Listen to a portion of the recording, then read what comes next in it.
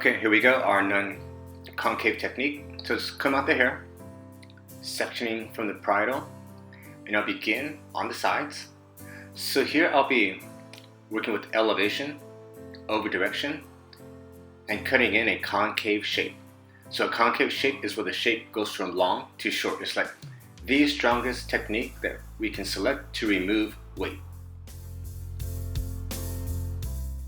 Right, since I'm aiming for a softer overall aesthetic, I'll go in with a guideline and I'll point cut that line. I'm not cutting in a super clean, blunt line. So I'm point cutting in my guidelines. The next section, I elevate slightly higher, still working off the original guide. And each section after, I'll pivot slightly towards the back. So I'm actually cutting in a three-dimensional, like an oval shape that is technically concave. So combing the hair, super clean from roots to your guideline. And just for getting stuff in the view of the camera's sake, I'll drop my fingers. Ideally, throughout this cut, I'll have my fingers up at that exact same point of where I'm cutting it. Just for like video point of view, I'll drop my hand. So it's not recommended, but it can be done. Just be aware that you don't want to create snags in your line as you drop it. So use a significant amount of tension between your fingers to hold that section in place. So here, I get to the point where the hair starts to round. I'll increase my elevation again slightly higher with each section and just point cutting in my guideline.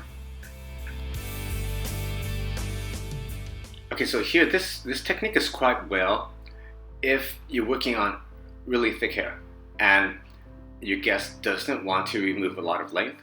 So notice with this technique, I went in three-dimensionally. I started with the sections where I elevated. I didn't begin combing the hair to natural fall and cutting in a base line. I just jump into my 3D right away. So again, remember to pivot your sections because we're working like a three-dimensional oval shape and cutting in that concave angle between our fingers. Make sure you're combing the hair super clean from roots to ends.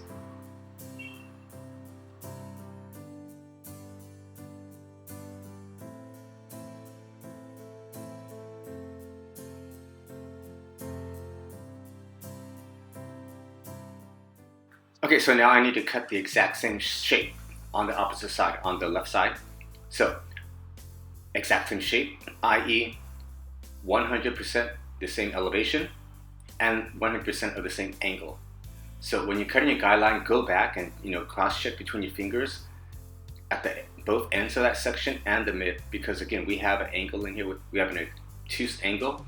So just make sure that everything's balanced. And you can do that by cross-checking, checking for symmetry and balance throughout that section on both sides between your fingers.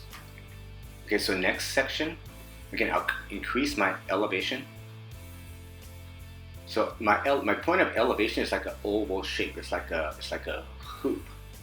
So that's where I comb the hair up to, and then I'll drop it and I'll go in and point cut my guideline. Okay, make sure you're always cleaning the hair super clean from roots to ends, following your guideline, and just take those lengths down. Okay, and as you reach this point, be aware of cowlicks. Okay, since remember my elevation is high, oval, and curved, so as I start working towards the back, my body position also adapts. I start stepping more towards the back. My first guideline, I was right in front of her, like between the shoulders and her nose. So as I work back, my body position also adapts. So that'll give me a greater amount of control throughout this haircut. And so always work with super clean sections. Make sure your sections are small enough where you can manage what you're doing. Try not to take too much hair at the same time because it's a bit more challenging to control.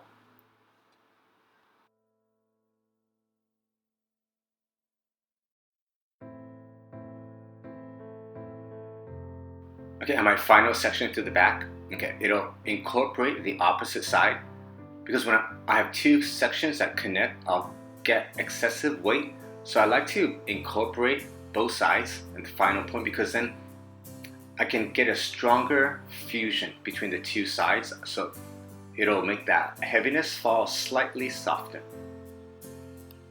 And as I work through the top area, I'll comb the hair out. I'll have my guidelines on both sides, and then here again, I'm just going to go in and point cut. So connecting my two guidelines from each side. Okay, my next section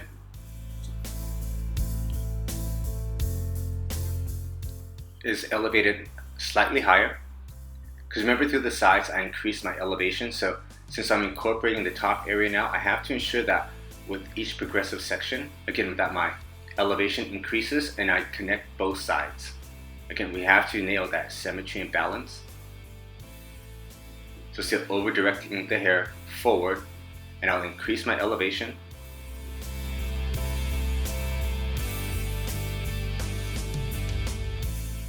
Okay, make sure you're combing that hair super clean from the roots to your guideline. Remember, here again, we have to increase our elevation. And I'm cutting in this shape that's a little bit biased, just to take into consideration the way her hair falls naturally and her natural parting through the top. So still point cutting, because point cutting will give me a much softer aesthetic. And this time around, I'm going for super soft.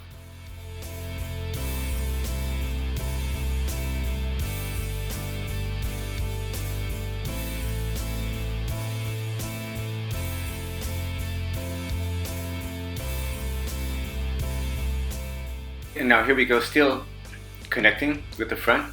Remember to over direct and elevate with each progressive section. And just working on your guideline, you can just go in and point in a really clean line. So for the next part to the top, I need to connect like the sides, the back, and the front. So I'll come out a section like right at that crown area. And from there, I'll be combing the hair just straight out, really super clean from roots to the ends.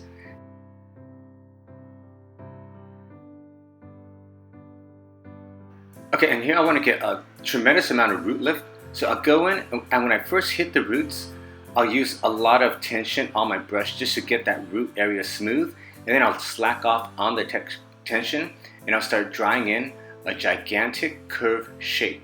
Again, with this technique, I'm going for a tremendous amount of body, but I have to have my end finish super shiny. I need to make sure that each strand of hair, that cuticle, is super shut.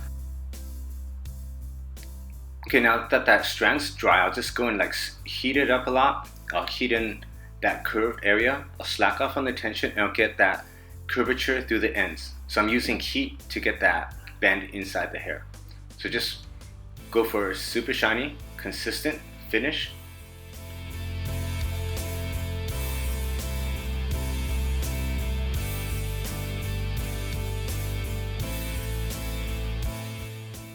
Okay, and as I dry the hair, I really don't like making like gigantic arm movements. It's exhausting, so I'll use my body. I can lean forward, I can lean backwards, so I don't have to like use my arms, don't have to travel as far as a distance, because again, blow drying can be exhausting, so you need to conserve your energy, and less is more. So through the top area, again, always go and hit the roots first, because that's the more challenging area to dry. The easiest portion to dry are the ends, so you'll see a lot of weak blow dryers. They get the roots really flat and the ends have curvature. So you have to have that consistent bevel from roots to ends. So start off where it's a lot more challenging. Start off on the roots, make sure you get that bend in there. And then just work it all the way through the ends. Working these bevels in the hair, remember to slack off on your tension. Because if you're blowing in a curved shape, and you use too much tension, you'll be defeating your purpose, because that tension will pull those curvatures out. You'll end up with a straighter finish. So again, sometimes less is more. Sometimes you have to be really stealth-like and gentle with the hair. And just always go for like consistent body from roots to ends.